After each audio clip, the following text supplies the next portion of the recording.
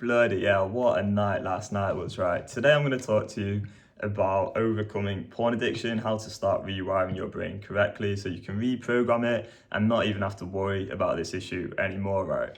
So last night, yeah, it was genuinely one of the most interesting nights of my life. And I want to tell this story because there's a really, really big insight to take away from it, which hopefully can actually really help you start to change how you think about things and therefore change your brain so you can overcome this problem of porn addiction. So, yesterday, it's about 12 o'clock or so. I'm walking around an area called Caveiro in the Algarve in Portugal.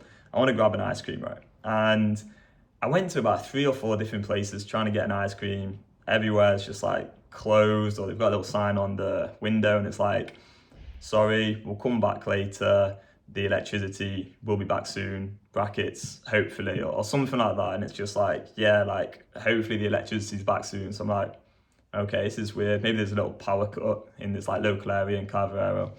So I carry on walking around and yeah, there's a few like little markets and they've got these long queues and everyone's sort of being a bit like, oh God, I gotta like queue up so much to get into this like market and yeah, it was just a bit weird. And I was like, what's going on here? Anyway, I grab a packet of crisps, that'll do for lunch. And I get picked up by the shuttle service back to the hotel. I'm with the woman coming back, the receptionist, and she's telling me about how there's like this outrage where there's like no electricity basically in the whole of Portugal and Spain. And I'm like, what? Like, that is insane. Like, literally none in the whole country. So I'm thinking, okay, well, can I help in any way, And she's like, yeah, well, we need to go get some fuel to try and like generate electricity for the hotel. So I'm like, oh, well, I'll come with, like, let's go. So we go off and we're trying to get some fuel, but that's completely sold out. So we get back to the hotel. And at this point, this is when things are starting to get a bit like, oh, okay, well, this is pretty crazy because they're like, yeah, we're gonna have to turn the electricity off for the whole hotel. So there's no electricity, there's no water, my phone's pretty low on charge. And I'm like, okay, well, no worries. It gets to about 6 o'clock, and I think that's when they actually cut it off. But I was in the middle of like FaceTime with my girlfriend and felt a bit bad about that, but it's all good. Anyway, I'm like, okay, well, I'm pretty hungry, want to go get some food. There's this place called Chicken George here, and Chicken George does like the best chicken, like peri-peri chicken. They've been around for decades. So I got on a bit of an adventure, bit of a mission, try to get some Chicken George. But I had no internet. The signal had gone as well, so like I couldn't call anyone. There's no like maps or anything like. So it's quite hard to get to Chicken George. It's like living probably in the past before the internet came along and made everything stupidly easy. So I'm off on my mission to try and get Chicken George.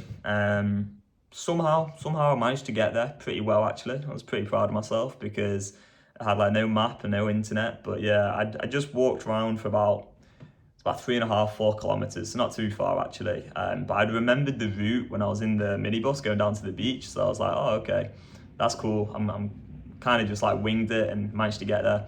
I get there, had some good chicken. I'm just on my own in Chicken George. I was surprised it was even open, but they actually barbecue the chicken outside. So it's all like very traditional. It's like a proper old place, been around for decades, like family run, just an absolute establishment here in Caveiro.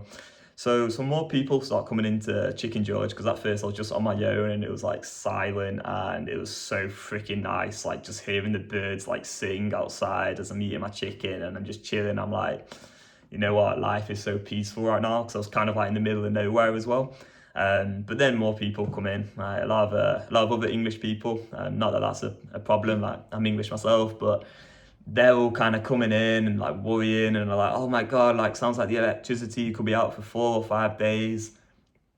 And I'm like, really? Like that is wild because I've got 20 euros on me. My phone's on like 15% at this point. Got a flight home in 2 days. Like, what am I gonna do? Like this could actually be pretty catastrophic. But I just carry on eating my chicken. I order extra food just because I'm thinking like, well, actually, if I do need to kind of stack up on food, it's a good time to eat now. So I order some more drinks and stuff as well. I paid for everything and then it's getting a bit dark at this point. So I'm walking home and it actually turns like pitch black as I'm walking home, which wasn't good because I'm like walking on these like old sort of country roads, which really, there's like no pavement on them. So it's a bit dangerous. Like I'm just trying to walk in a way which, ensures I don't get run over, essentially, to be very straight, of course. And then I get back to the hotel and everything's all a bit like dark and gloomy at the hotel. They've got like candles out in the restaurant, there's no electricity still. There's like new guests coming in, they're like panicking, like shouting at the manager, and it's all just a bit chaotic.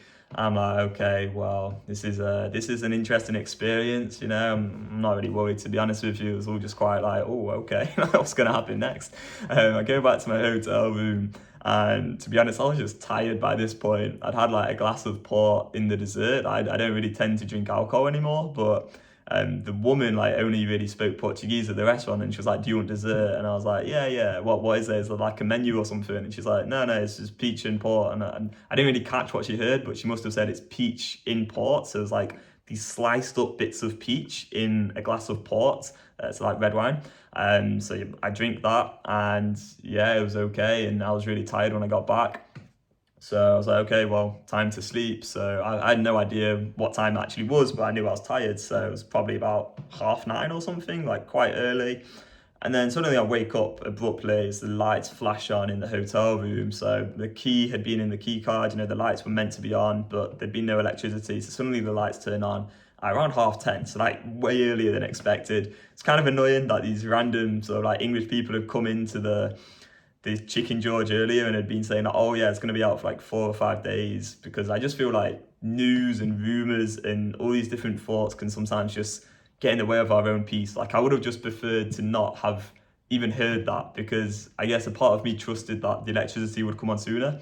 But anyway, that's one of the reasons I don't really consume the news, is I just feel like a lot of it's very, very negative and pessimistic, and I'm a very optimistic kind of guy. But yeah, lights come on, okay, great. So now we've got electricity back, all good. So why am I telling you this random story about this trip in Portugal? What the hell has any of this got to do with porn addiction? Well, actually, weirdly enough, quite a lot. This is like a massive part of our program, is shifting people's thought patterns. And this story is so perfect to help me do that in the right way.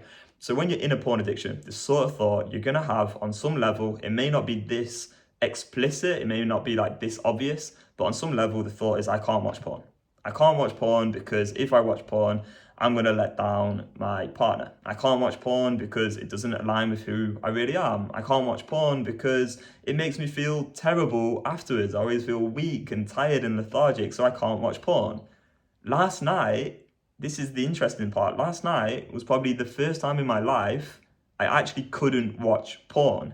And yet for about 10 years, when I was in the addiction, before I met Mary Portis, who taught me all this stuff, for about 10 years, I honestly believed and thought I couldn't watch porn. I always had this thought pattern on repeat on some level. I can't watch porn because of all these different reasons. But the truth is, last night was probably the only time in my life I actually couldn't watch porn. I had no internet, no service, no data, literally no contact with like the outside world. That was like the only time I actually couldn't watch porn. And this is important, because if we tell ourselves we can't do something, we're gonna get into feelings of deprivation. We're gonna start to feel pretty terrible, because there's this thing you really want to do, but you also feel like you can't do it, and then you have this conflict, and it just feels horrible. You have all this resistance, and what you resist persists, and that's why people will go days and days without porn. And then the resistance just builds up, and it feels like, there's this thing I really want to do, but I can't do it.